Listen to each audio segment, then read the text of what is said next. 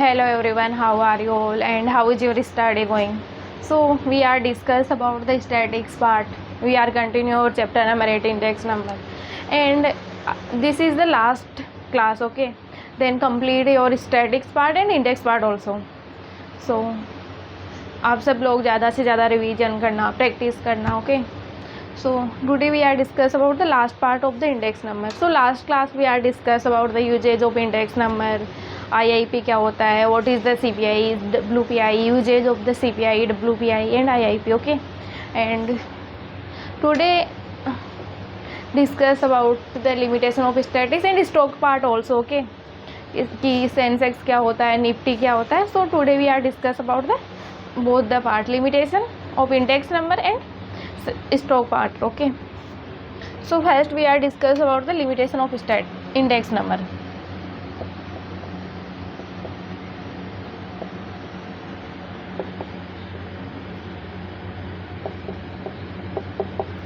So one by one we are discuss about the limitation of index number. Okay,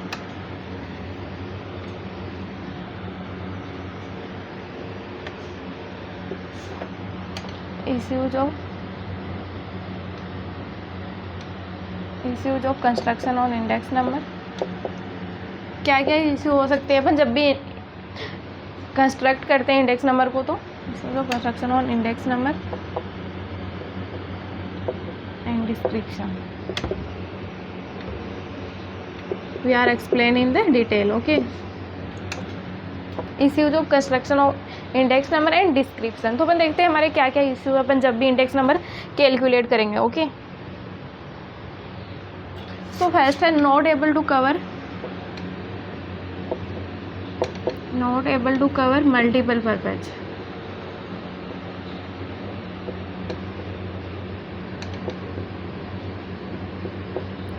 So whenever we construct the index number, so they not use for only they use for only one purpose. Okay, not use for multiple purpose. जैसे for example we are calculate the CPI, तो CPI is only for the consumer price index, मतलब कि जिस house hold price में कितना change हुआ है. We are discuss only. NWPI में वन होलसेल प्राइस चेंज करते हैं. IIP अलग होती है, एग्रीकल्चर अलग होती है, तो इसमें वो सारी इंडेक्स नंबर होती है. तो यहाँ पे not able to cover multiple purpose, ये किसी मल्टीपल पर्पज़ के लिए काम में नहीं ली जाती है. तो यहाँ पे कोई एक ऐसी सिंगल इंडेक्स नंबर नहीं है जो मतलब कि पूरे एरिया को कवर करे. Okay, so no single index number. अगर आपको एग्जाम में इस तरह से क्वेश्चन आ जाए तो आपको पूरा लिख के आना. Okay, no single index number cover can serve all purposes.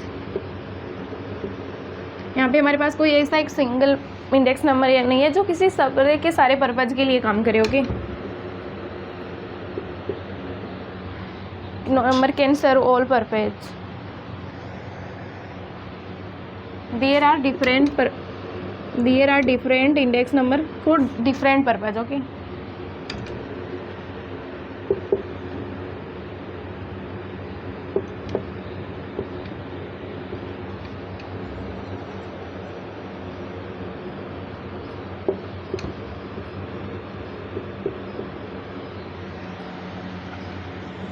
So first क्या है कि हमारे पास ऐसा कोई एक सिंगल इंडेक्स नंबर नहीं है जिसे अपन यूज करें सारे पर्पज़ के लिए. So we have there are the different index number for different purpose. अगर हमें कैलकुलेट करना है CPI तो हमें CPI इंडेक्स कैलकुलेट करना पड़ेगा. फॉर अगर हमें होलसेल प्राइस के बारे में करना है तो हमें कौन सा करना पड़ेगा, WPI करना पड़ेगा. अगर हमें इंडस्ट्रियल प्रोडक्शन के चेंजेस के बारे में जानना है तो हमें IIP कंस्ट्रक्ट करना पड़ेगा. तो there are the different purpose, different methods. Okay, second one is the selection of data source.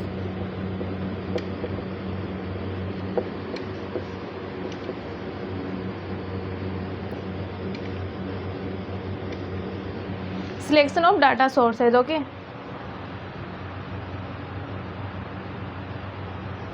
तो डाटा हम प्राइमरी सेकेंडरी किसी से भी ले सकते हैं. Okay, data can be taken from primary और secondary.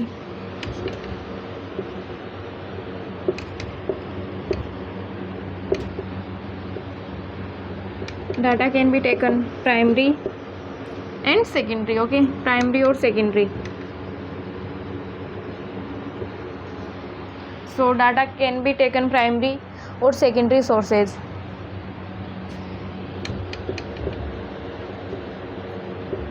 Choose a reliable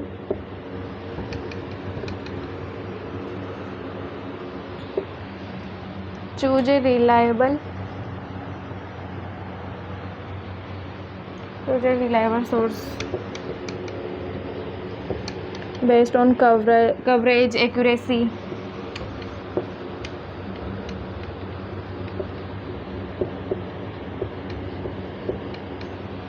based on coverage हो सकता है, एक्यूरेसी हो सकती है, एंड डिफरेंट पर्पज हो सकता है. Okay,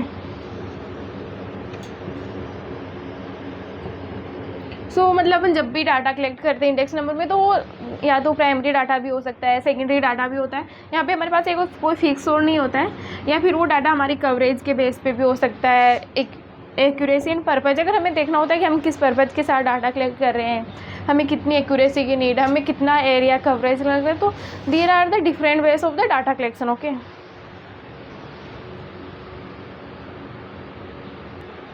and third one is the selection of base year. Okay, मैं समझाती हूँ आपको ये भी क्या होता है.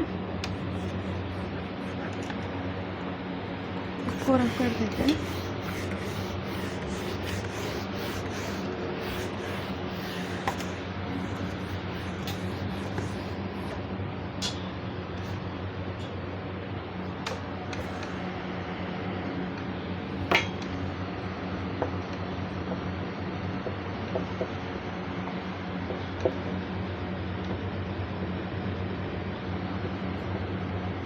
थर्ड वन क्या है, selection of base year.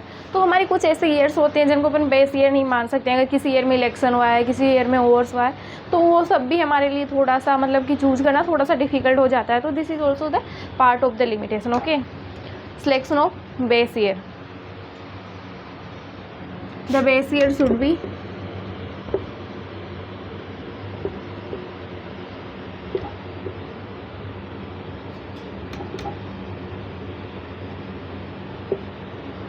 the base year should be recent, typical,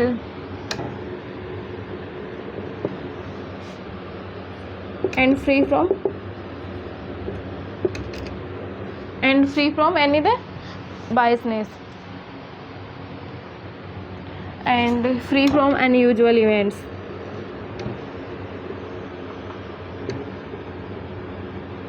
इसमें क्या क्या आ सकता है, unusual events like इलेक्शन, या किसी ईयर में वॉर्स हो गया. अगर वॉर हो गया तो वो भी इंक्लूड नहीं होगा. ओके, एंड नेचुरल क्लाइमेट्स, कुछ भी हो सकता natural. So this year are not included in the base year. Okay, the base year should be recent, typical and free from unusual events. हमारी रिसेंट ईयर तो कौन सी होती है, करंट ईयर होती है. This is the so this is not also included the base year. Okay, and अगर हम बेस ईयर ले रहे हैं तो उस ईयर में ना तो इलेक्शन होने चाहिए, ना ही कोई वॉर हुआ होना चाहिए, या ना ही कोई नेचुरल क्लाइमेट होना चाहिए. तो this is the also the limitation of the state index number. And fourth one is the selection of item commodities. Selections of items या कमोडिटीज. हम जब भी इंडेक्स नंबर कैलकुलेट करते हैं तो अपन किस बेस पे करेंगे, सिलेक्शन करेंगे. तो this are also the limitation of statics. So item should represent the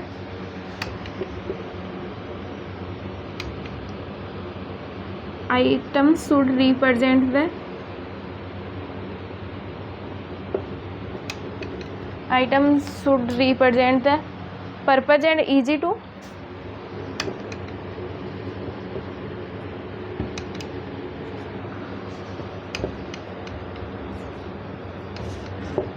items should represent the purpose and easy to recognize.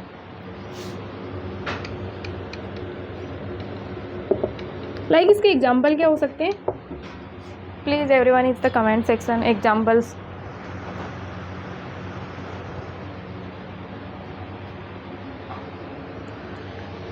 इसका एग्जांपल हो सकता है price of stock market measure Sensex and Nifty.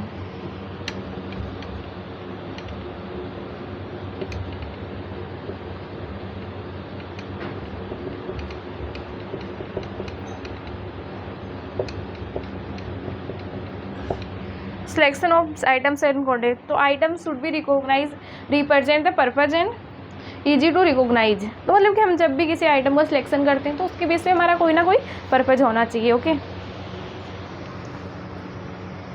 And fourth one is the selection of price. This is also the important part. हम जब भी मतलब कि index number कर रहे हैं तो प्राइस का भी सिलेक्शन होना चाहिए, उसके भी कुछ बेस क्राइटेरिया होने चाहिए। तो fifth one is the selection of price.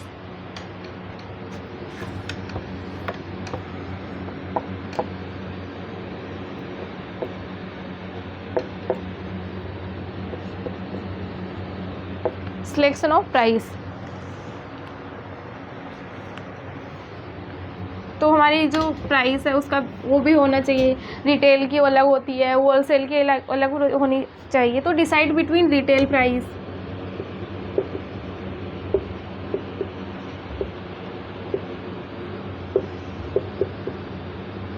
Retail कौन सा होता है?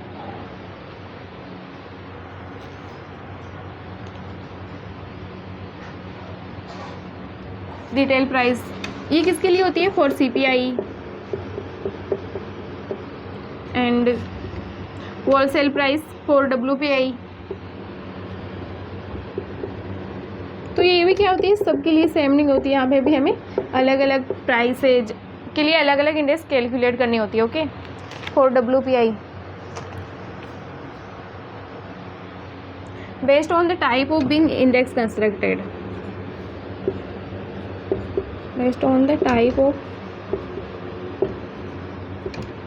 index being constructed।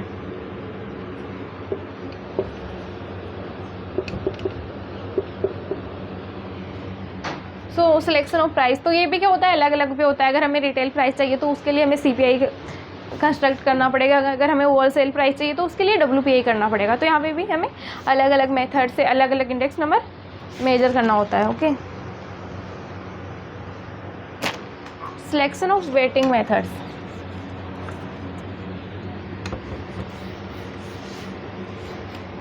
Sixth one is the selection of weighting methods।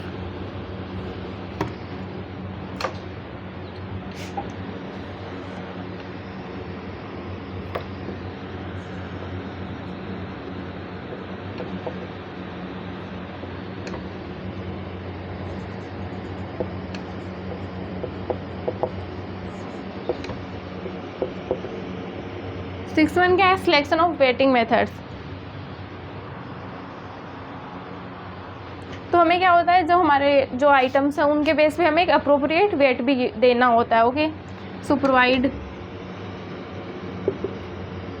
Appropriate weights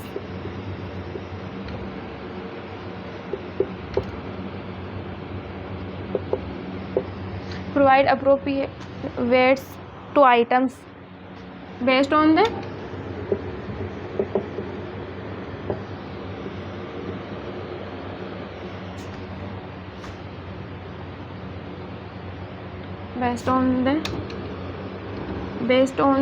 their values। okay, based on their values on the given data।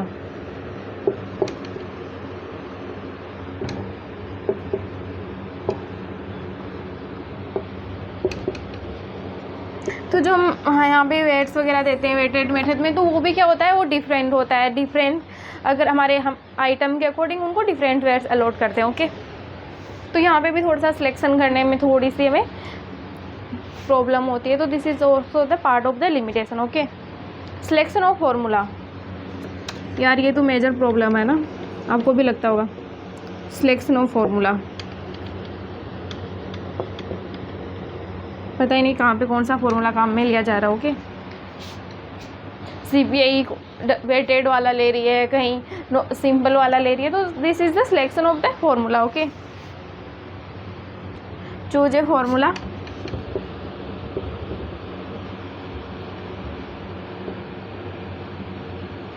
Example aspirin,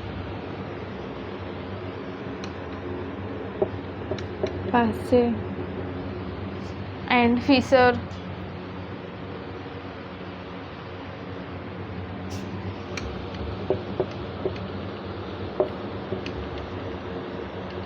Suitable for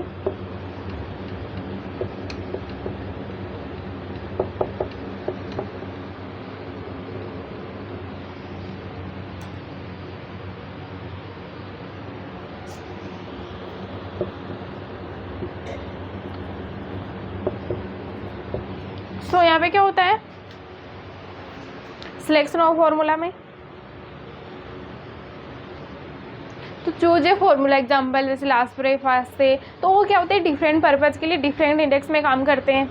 कई जगह हमने देखा ना कि लास्ट प्रे वाला ही फॉर्मूला काम करता है, कहीं ये वाला करता है, कहीं भी ये फीसर वाला करता है। तो ये अलग अलग मेथड्स में अलग अलग मेथड इंडेक्स नंबर में अपने पर्पज़ के हिसाब से सूटेबल हो कहते हैं। तो selection of formula is the part of the limitation. Okay, एक बार आप लोग थोड़ा सा बताना कौन कौन लिमिटेशन में क्या क्या इंक्लूड है। Please come, we are discuss about the 7 points of the limitation of the statics.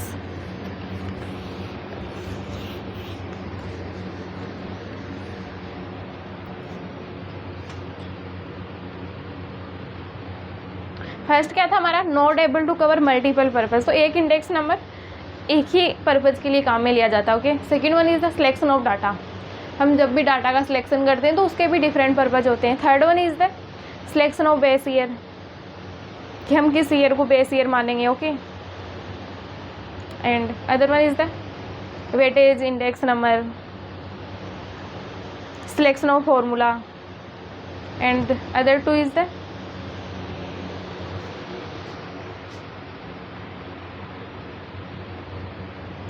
Selection of price, selection of the item या कमोडिटीज। तो there are the 7 limitation of the statics part. आप लोग इसको एक बार अच्छे से read करना, then अगर एग्जाम में डायरेक्टली क्वेश्चन आ जाता है तो हमें पूरा लिखना होता है। So we are read the अच्छे से लर्न करना। ओके, सो अब डिस्कस करते हैं स्टॉक पार्ट वाला। Okay, stock part.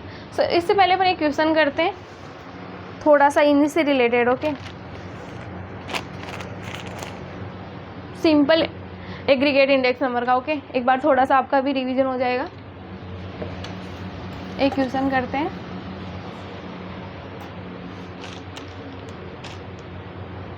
यहाँ पे मेरे पास क्वेश्चन है, calculate simple aggregate index number, और आप लोग खुद ट्राई करना। Okay,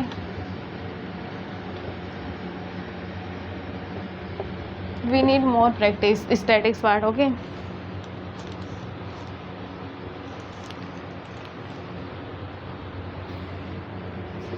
from the following data,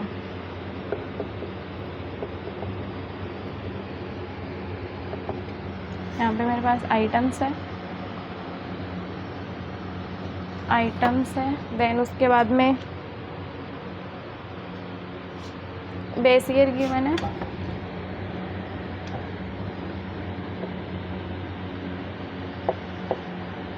P0 and other one is the Q0। Then यहाँ पे मेरे पास करंट ईयर गिवन है, P1 एंड Q1। ओके, यहाँ पे आइटम्स गिवन है एंड क्या गिवन है मेरे पास, P0, Q0, P1 and Q1। हमें करना क्या है, simple aggregate index number. Okay, so there are the 4 items A, B, C, D। Okay, P0 की यहाँ पे वैल्यू है मेरे पास 12, 15, 7 एंड 6, एंड Q0 की वैल्यू यहाँ पे गिवन है मेरे पास 8, 10, 20 and 15, and P1 is the 18, 16,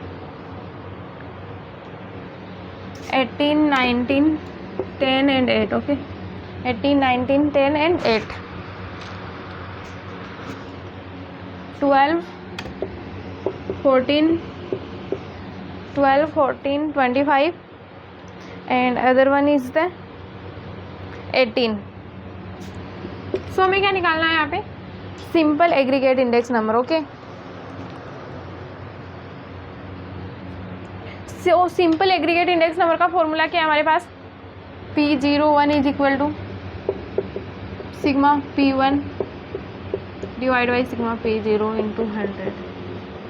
पता नहीं इसने Q0 क्यों दिया है, हमारे पास तो इतना सा फॉर्मूला है, sigma P1 divide by sigma P0 into 100. तो हमें क्या करना है, summation of P0 and summation of P1. Okay, करना आप एक बार.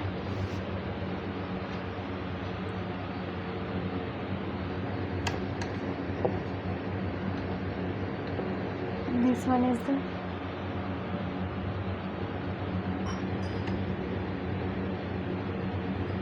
55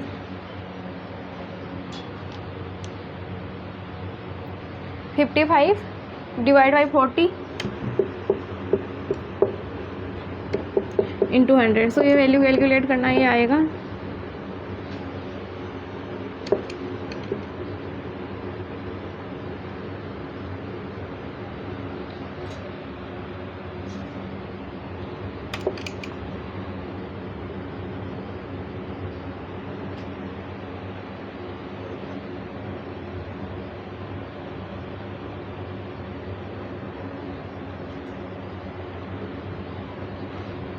37.8. So what is the value of the price index number is that 137.8,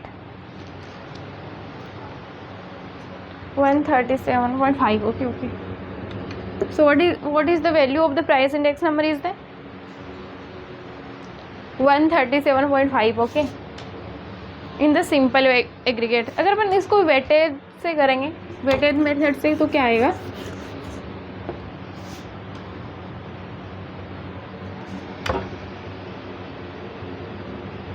अगर हम वेटेड से करेंगे तो हमें कौन सा फॉर्मूला काम में लेना होता है यहाँ पे, पास्चे वाला.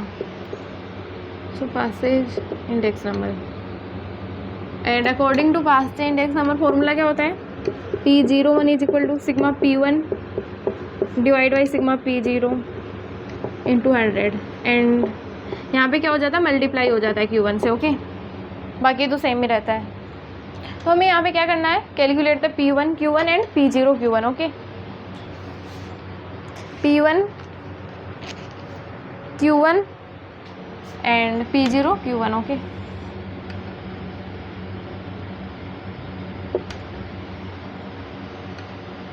P1 Q1 P0 and Q1. okay, so P1, what is the value of the P1, 18 and Q1 is the 12. करके देखना इसको कितनी वैल्यू आएगी, 180, 216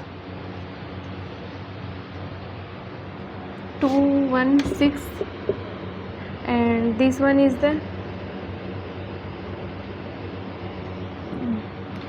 280 में से 14 करेंगे तो कितना आएगा, 266 and this one is the 250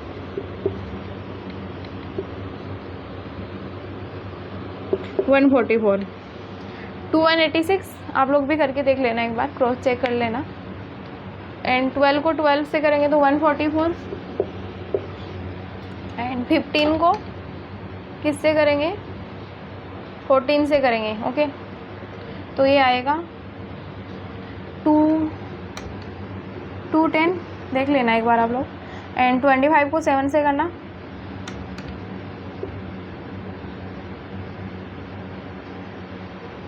175 and 18 को 6 से करना,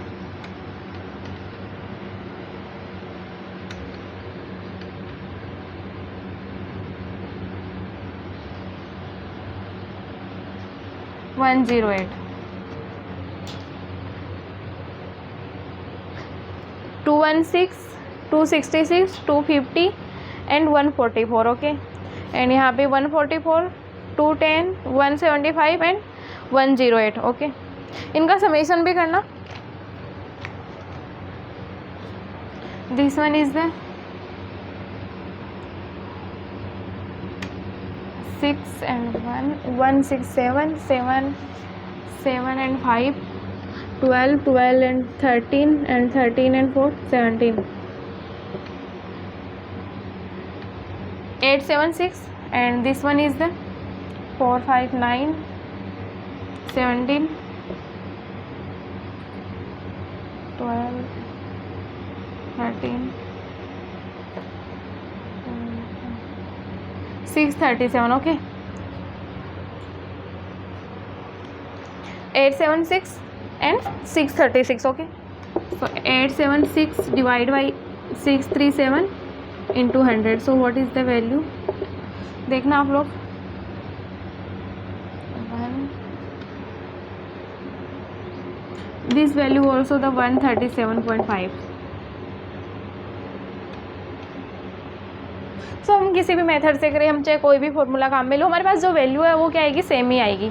बट एग्जाम में अगर हमें बोले इस मेथड से करना है तो हमें पर्टिकुलर उसी मेथड से करना होता है. ओके, अगर हमें बोले कि हमें पासे से करना है, हम सिंपल इंडेक्स नंबर करते हैं, हम सोचे कि वैल्यू इज़ द सेम. सो ऐसा नहीं होता है. अगर हमें जिस मेथड से बोला होता है हमें उसी मेथड से करना होता है. ओके, बट हम क्रॉस चेक कर सकते हैं कई बार कि हम इस सिंपल निकाल के हम देखते हैं कि हमारी ये वैल्यू उससे सेम है क्या, तो हम क्रॉस चेक कर सकते हैं. ओके, रफ वर्क में. तो बताना आपको ये वाला पार्ट क्लियर है. तो अपन नेक्स्ट पार्ट स्टार्ट करें, हमारा स्टॉक पार्ट. चलो, we are discuss about the stock market. Okay,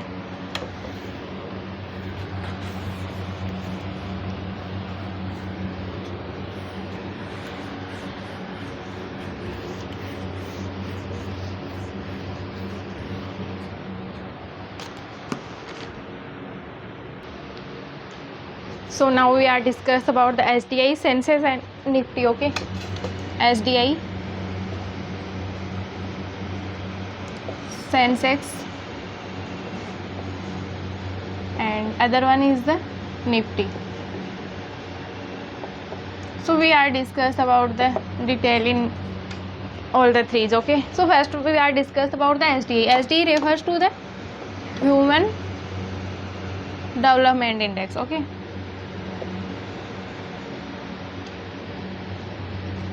Human Development Index, HDI. आपको कुछ समझ में आ रहा है नाम से थोड़ा सा कि ये क्या होता है? ये क्या है? ह्यूमन डेवलपमेंट इंडेक्स है. तो एसडीआई क्या मेजर करता है? Development of the people. Okay, तो SDI is major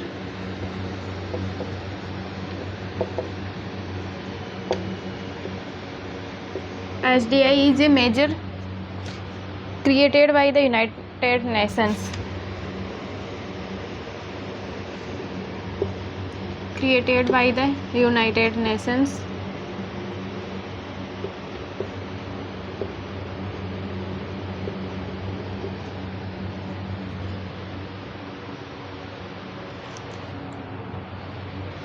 To assess the overall development.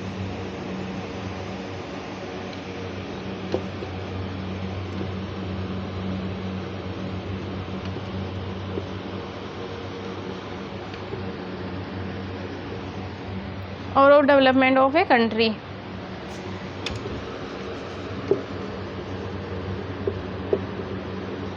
So SDA क्या मेजर करता है? SDA is a measure created by the United Nations to assess the overall development of a country. Okay, और जो हमारा SDA development है उसके हमारे 3 factors है. ओके, अगर उन 3 फैक्टर्स में डेवलपमेंट हो रहा है then the human development index is the high. Okay,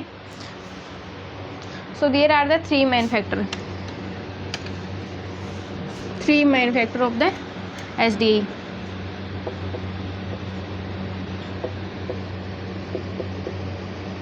First one is the life expectancy.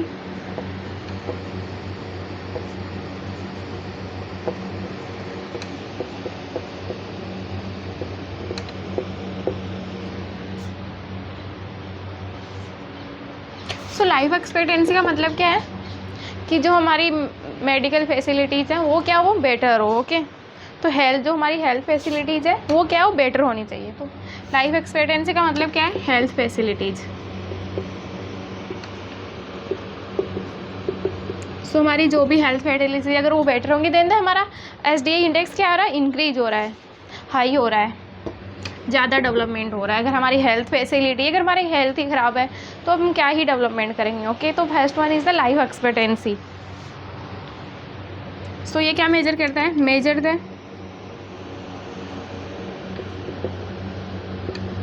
Major the overall life Spain,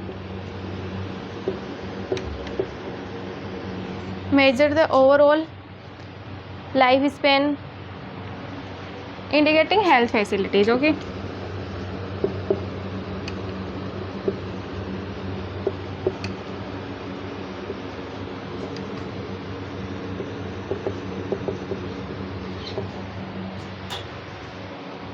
तो ये क्या मेजर करता है, हमारी लाइफ स्पैन को, इंडिकेटिंग हेल्थ फैसिलिटीज़ की हमारी हेल्थ फैसिलिटीज़ अच्छी होनी चाहिए। Okay, second one is the education. Education is also the development, ये भी एक डेवलपमेंट का मेन सेक्टर है, मेन फैक्टर है। ओके, अगर हम ज़्यादा एजुकेटेड होंगे तो हमारी कंट्री ज़्यादा डेवलप करेगी। Okay, so second one is the education. Looks at literacy rate,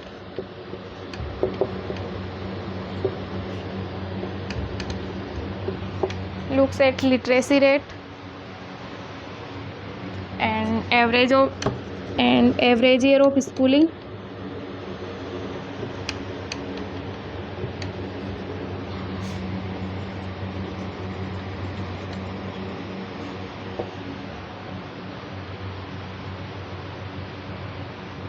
indicating education facilities.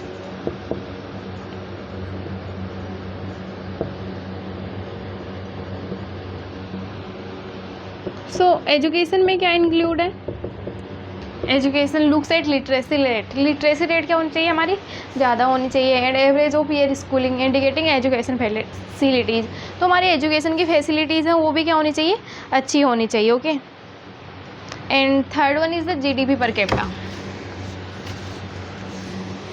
What do you mean by the GDP per capita?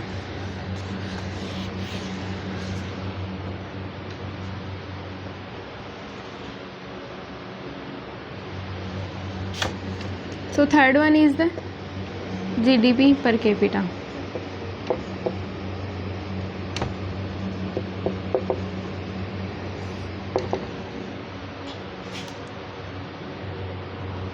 So GDP per capita क्या measure करता है, measures the average income पर person. Okay, measures the average income, measure the average income per person,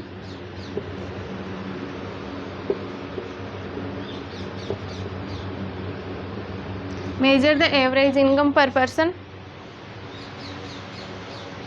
showing the standard of living.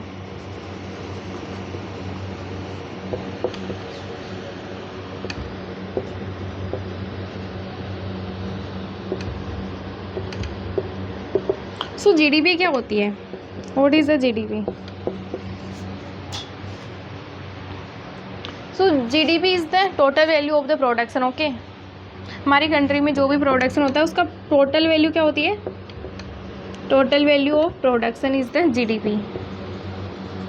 And per capita क्या होती है, GDP divide by population. तो GDP per capita,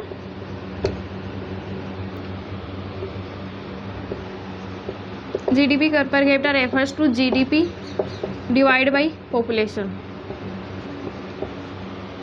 सो हमारी country में अगर हमारी ज़्यादा इनकम होगी तो that means that we are the developed. Okay, हमें अच्छी हेल्थ फैसिलिटीज़ मिलेंगी, हमें अच्छी एजुकेशन मिलेगी अगर हमारे पास इनकम होगी तो।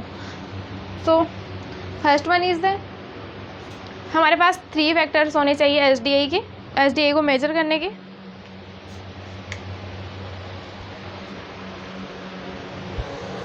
So there are the 3 factors of the measures of the SDA. First one is the life expectancy, हमारी लाइफ एक्सपेक्टेंसी, हमारी हेल्थ फैसिलिटीज़ अच्छी होनी चाहिए।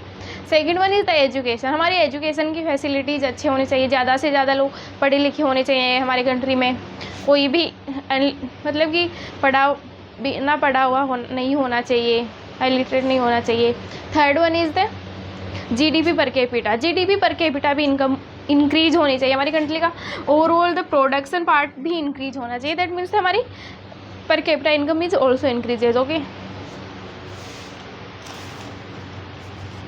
चलो हम बात करते हैं अब स्टॉक एक्सचेंज की, सेंसेक्स एंड निफ्टी की।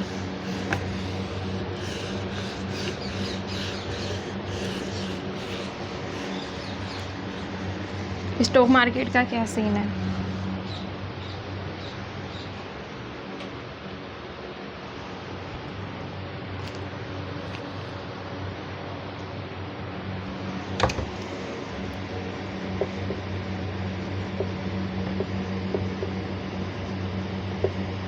तो हमारा जो स्टॉक एक्सचेंज है उसके दो पार्ट है। First one is the Bombay stock exchange, second one is the national stock exchange. Okay, Bombay stock exchange and other one is the national stock exchange. First one is the Bombay stock exchange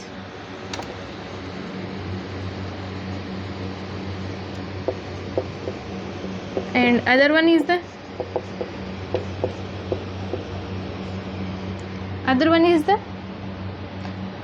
national stock exchange. Okay,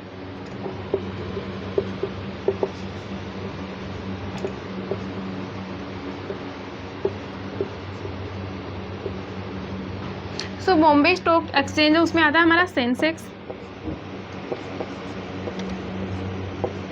and जो national stock exchange है उसमें आता है हमारा Nifty. Okay,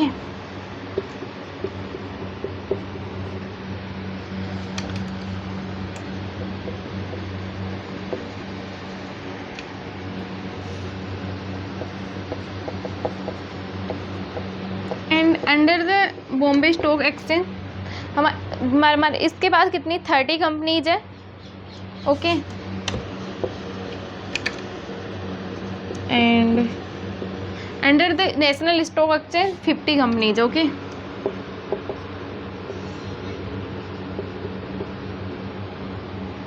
thirty companies and 50 companies. Okay, तो ये क्या करता है, सेंसेक्स का क्या काम है, इन 30 कंपनीज का जो स्टॉक परफॉर्मेंस है वो क्या है वो कैलकुलेट करता है। Okay, so stock performance of this 30 companies. Okay,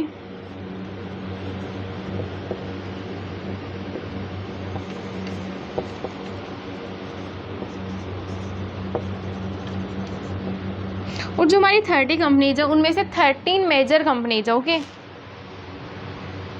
13 major companies. Would you understand this concept? This particular word 13 major companies, इसका मतलब क्या है कि उनके पास 13 ऐसी कंपनी है जो मतलब कि डिफरेंट प्रोडक्ट्स है, लेकिन 30 ऐसे हो जाती है कि उनके पास किसी एक प्रोडक्ट की सेम प्रोडक्ट्स की टू कंपनीज है, किसी के पास 4 कंपनीज है, लेकिन क्या है 13 major companies. Okay, and Nifty क्या करता है, stock performance of this 50 companies.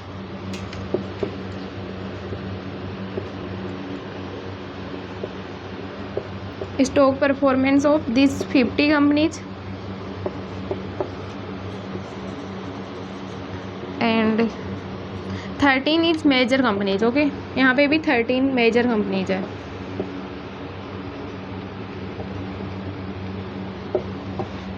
So stock exchange के कितने टाइप्स हैं, 2 types. First one is the Bombay stock exchange, second one is the national stock exchange. Bombay stock exchange में क्या आता है, सेंसेक्स आता है एंड इसके अंडर में 30 कंपनीज है। ओके, उनमें से 13 मेजर कंपनीज है, और जो सेंसेक्स है वो क्या करता है, इनकी परफॉर्मेंस को चेक करता है। Okay, and national stock exchange में क्या आता है, निफ्टी आता है, एंड इसके अंडर में 50 कंपनीज है जिनमें से 13 मेजर कंपनीज है। ये भी क्या करता है, 15 कंपनी की स्टॉक परफॉर्मेंस को चेक करता है। एक बार देखना आप इस ग्राफ को,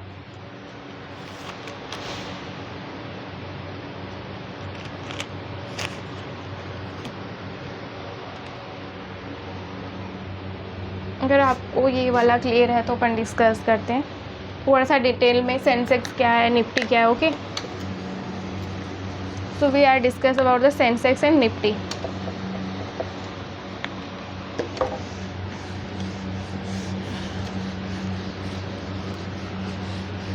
एक बार इस ग्राफ को अच्छे से रीड करना। Okay, then are you understand. चलो अपन इसी ग्राफ को थोड़ा सा रिटर्न में लिखेंगे, अगर आपको एग्जाम में पूछ ले सेंसेक्स क्या होता है तो थोड़ा सा इसी ग्राफ को लिखेंगे, ज़्यादा कुछ है नहीं। ओके, तो पहले अपन सेंसेक्स के बारे में बात करते हैं, देन अपन निफ्टी के बारे में बात करेंगे। Okay, so Sensex is a benchmark, Sensex is a benchmark of index number tool. Okay, stock index tool.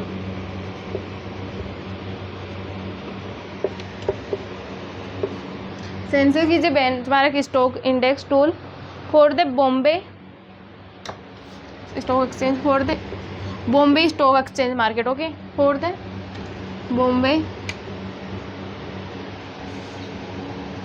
Bombay Stock Exchange market.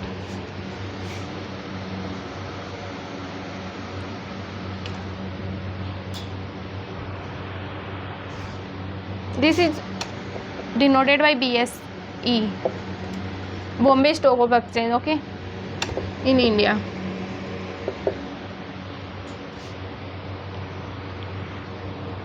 It represents the 30 companies. So it represents the 30 companies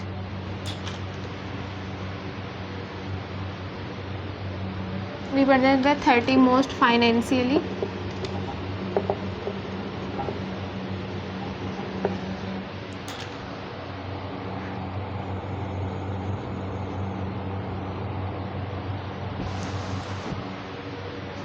social and well established companies. ये क्या करता है, इन 30 companies को represent करता है। Okay,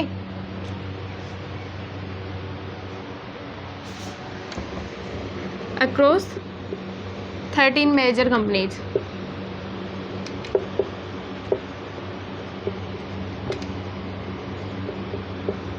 हमने अभी जो चार्ट में पढ़ा बस उसको थोड़ा सा रिटर्न फॉर्म दिया है। Okay,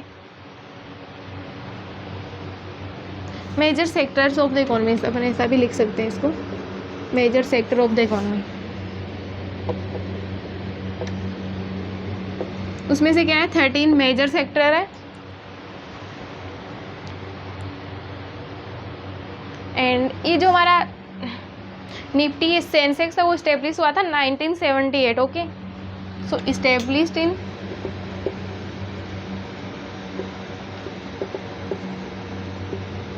1978-79 is the base year.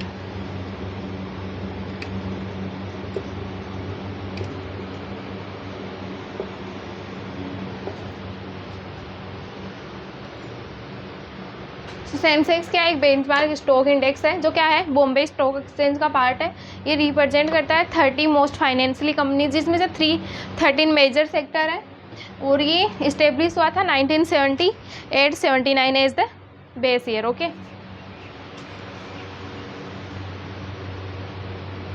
तो अब हम देखते हैं इसके थोड़े से part. Sensex goes,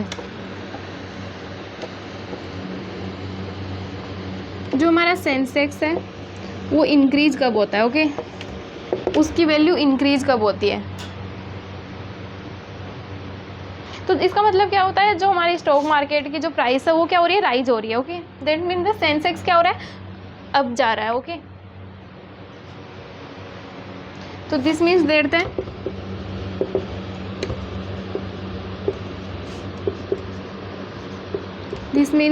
the prices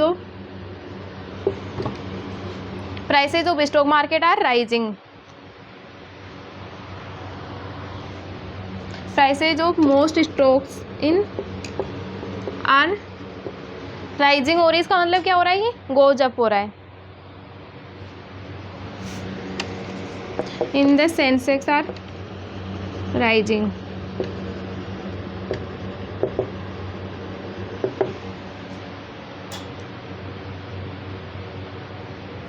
and which typically indicates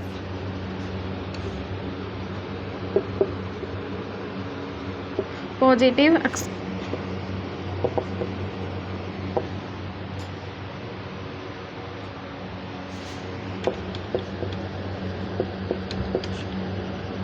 तो जो हमारा सेंसेक्स गो जब हो रहा है, इसका मतलब क्या है कि ये क्या क्या मतलब क्या दिखा रहा है कि हमारी जो कंडीशन है वो क्या पॉजिटिव इकोनॉमी हो रही है, ज़्यादा स्टॉक प्राइस राइज हो रही है, दैट मीन्स दैट लोग ज़्यादा से ज़्यादा इन्वेस्ट करेंगे, तो this is the positive impact. Second one is the Sensex goes down. अगर प्राइस डाउन हो रही है स्टॉक मार्केट की तो लोग कम इन्वेस्ट करेंगे, तो इसका मतलब क्या है, एक तरह से ये नेगेटिव इम्पैक्ट है। Okay, this shows that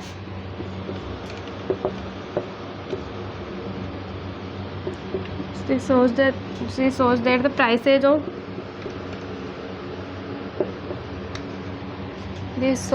prices of most stock in the Sensex are down.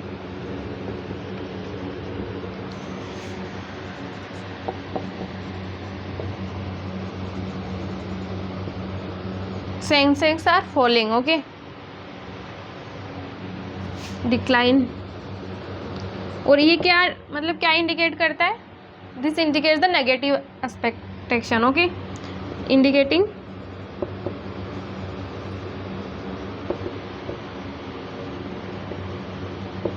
Negative exception.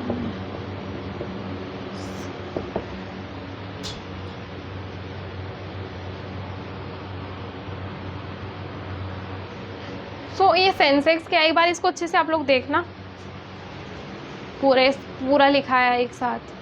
So Sensex is a benchmark stock index for the Bombay stock exchange. It represent 30 most financially social and wellbeing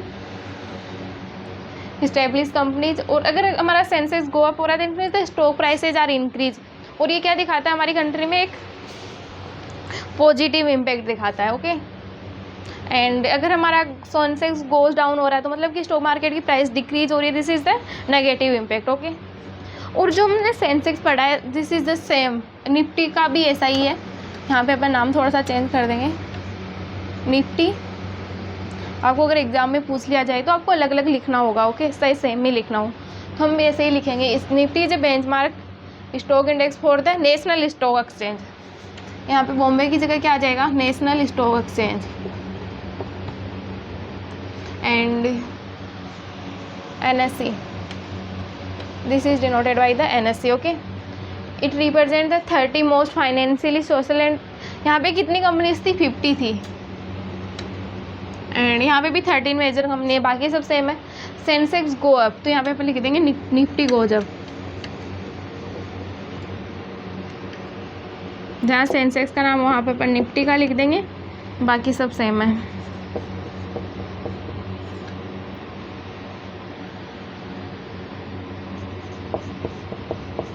तो अगर आपको Nifty का भी पूछ ले तो ऐसा ही लिखना है, बस हमें थोड़ा सा यहाँ पे 50 की जगह 30 की जगह 50 लिखना है, एंड यहाँ पे स्टॉक एक्सचेंज की बॉम्बे स्टॉक एक्सचेंज की जगह में क्या लिखना है, नेशनल स्टॉक एक्सचेंज। आप तो लोग देखना इसको, देन हम नेक्स्ट टॉपिक स्टार्ट करते हैं।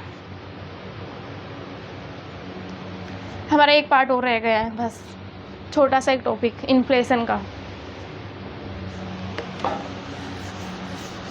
Inflation and WPI।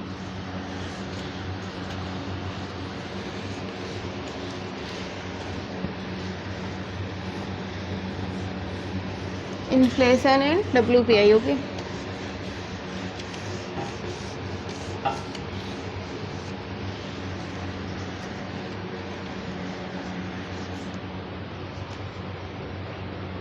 तो आपको समझते हो इन्फ्लेशन मतलब क्या होता है, in what is the inflation.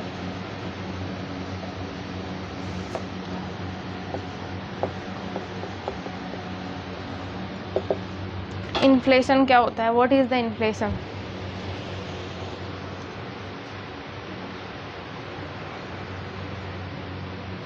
तो ये क्या होता है, अगर हम बोलते हैं ना कि भाई कितनी महंगाई हो गई, आपने सुना होगा अपने घर में भी कि हम तो पहले के टाइम में 1000 में ये चीज़ें लेके आ जाते थे, अब तो 1000 में अपन इतनी सी चीज़ें लेके आते, that means the inflation rises. तो क्या मतलब होता है कि हमारी जो गुड्स है उनकी प्राइस राइज हो गई है। तो डिपिक्ट्स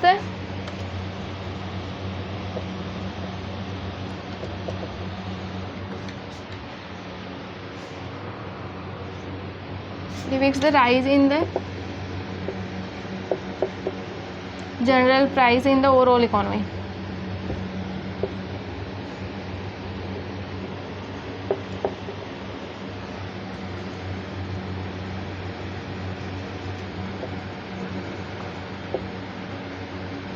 सो इन्फ्लेशन क्या होता है कि हमारी जो भी राइस जनरल प्राइस लेवल है वो क्या हो गई, इंक्रीज हो गई है गुड्स एंड सर्विसेज की।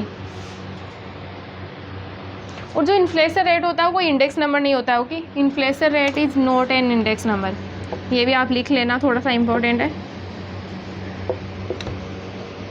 Inflation rate is not an index number.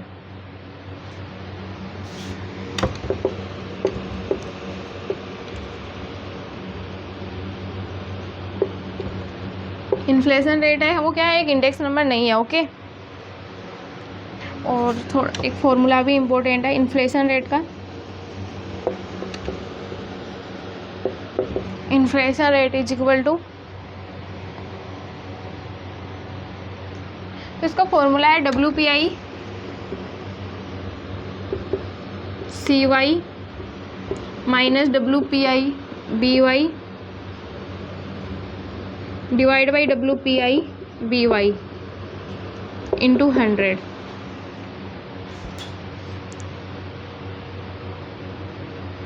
तो WPI CY minus WPI current year minus WPI base year divide by WPI base year into 100, this is the formula of the inflation rate. Okay, इसको थोड़ा सा ध्यान में रखना।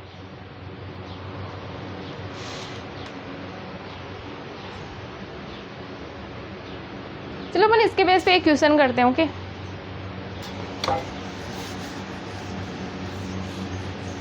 और यार आप लोग है ना MCQs टाइप क्वेश्चन भी ट्राई करते रहना, क्योंकि एग्जाम में MCQs भी आते हैं, तो इनमें से आप लोग खुद ट्राई करना, छोटे छोटे क्वेश्चन बना के, PYQs देख के, तो वो सब भी इम्पोर्टेंट है। Okay,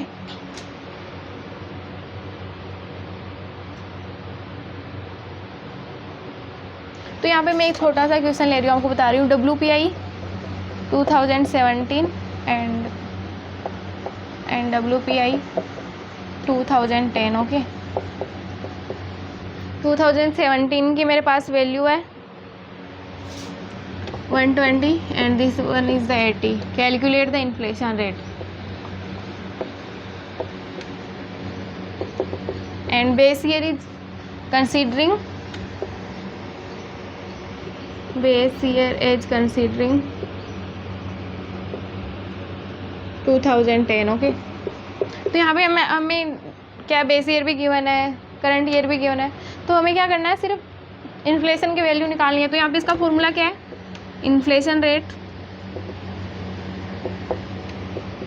is equal to WPI CY means the current year minus WPI BY divide by WPI BY into 100. Okay, so what is the value of WPI CY is the 120 minus what is the value of WPI BY is the 80 and divide by 80. Okay, into 100. So 40 divided by 80 into 100. So what is the value of inflation rate is the 50%. Okay, that means the इसका मतलब क्या होता है 50%, तो हमारी जो price है वो क्या है 50% से राइज हो गई है कंपेरिजन टू 2010 के 2017 में हमारी प्राइस कितनी हो गई है 50% इंक्रीज हो गई है। पहले जो चीज़ हमें 10 रुपीज़ में मिल रही थी आज उसके हमें 20 रुपीज़ पे करने पड़ रहे हैं। That means the rise of the general price level. Okay, चलो हम एक और क्वेश्चन ट्राई करते हैं, ये हमारा लास्ट ही पार्ट है। एक और क्वेश्चन करते हैं, then complete the chapter and your statics part also. Okay, so you need more practice.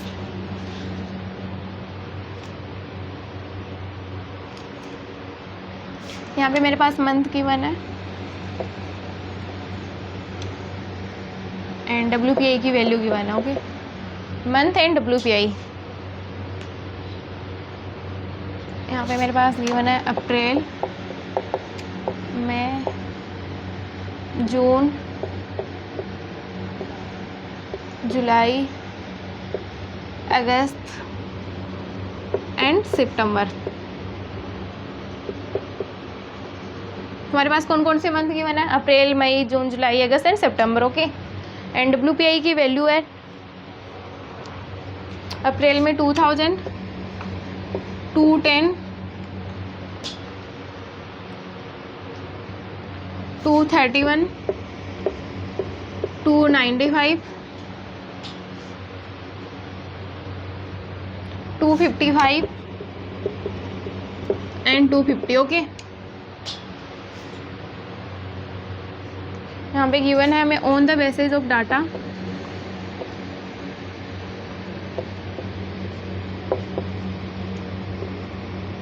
On the basis of the data given answer, given above answer from the following questions, from the following question, okay।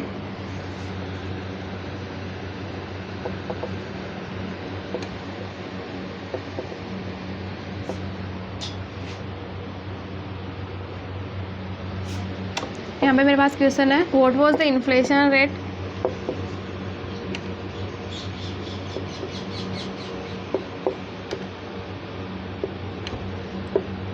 what was the inflation rate in the month of June, in the month of June, considering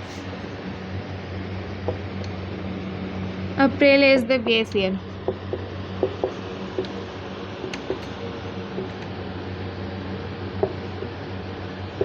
यार question को देखे तो काफ़ी बड़ा सा लग रहा है ना, आर यू स्कैर्ड? क्वेश्चन को देख के क्या लग रहा है आपको? तो हमें यहाँ पे कुछ डाटा गिवन है, कुछ ईयर्स के हमें WPI गिवन है, तो हमें करना क्या है, हमें एक ही मंथ का निकालना है, जून का, और हमें अप्रैल को एज ए बेस ईयर काम में लेना, ओके। सो हम निकालते हैं WPI, inflation rate of June.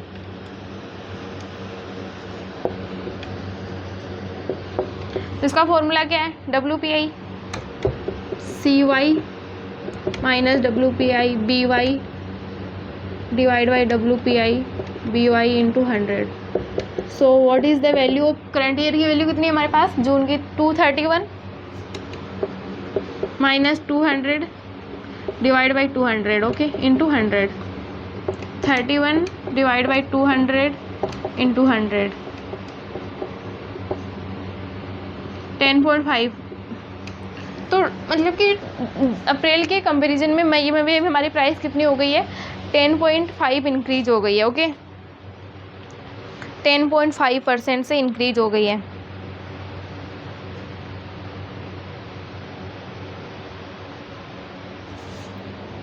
$15.5, okay. तो हम पहले किसी चीज़ के 15.5 पे कर रहे थे, अब उसमें हम 15.5% एक्स्ट्रा इंक्रीज करके पे कर रहे हैं, ओके।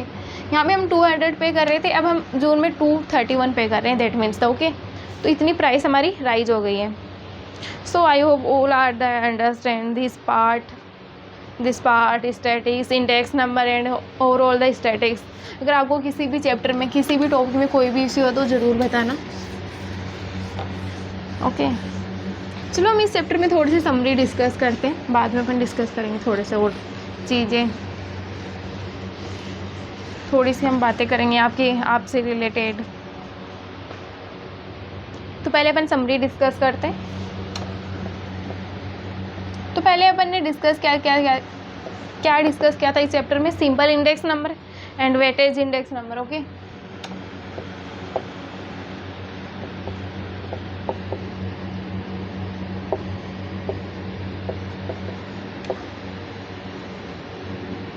इसमें भी हमारे पास टू टाइप्स की मेथड थी, simple aggregate method and the simple price relative method. यहाँ पे भी weightage price relative method and simple में भी यहाँ पे हमारे पास फिशर इंडेक्स थी। यहाँ पे कौन कौन सी इंडेक्स थी, लास्प्रे इंडेक्स थी,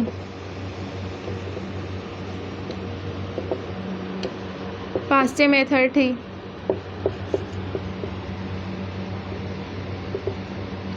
third one is the Fisher method थी, ओके। देन हमने क्या डिस्कस किया था, CPI डिस्कस किया था। WPI डिस्कस किया, IIP डिस्कस किया। ओके, देन हमने थोड़ा सा थ्योरेटिकल पार्ट भी डिस्कस किया, uses of index number,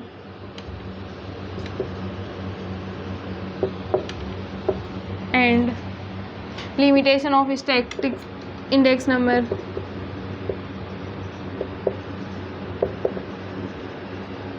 and आज की क्लास में अपन ने क्या डिस्कस किया था, और SDI के बारे में डिस्कस किया, सेंसेक्स के बारे में डिस्कस किया, निफ्टी के बारे में डिस्कस किया, and last one we are discuss about the inflation part. Okay, तो आप लोगों को क्या करना है, हमने जो भी चीज़ें डिस्कस की है आपको एक चार्ट बनाना है शॉर्ट में। ओके, आपको एक थोड़े से शॉर्ट नोट्स बनाने हैं, तो इन सब के फॉर्मूले लिखना एंड देखना इनमें मतलब कि क्या क्या हमें कैलकुलेट करना है, तो ये सब चीज़ें थोड़े से आप लोग ट्राई करना। ओके,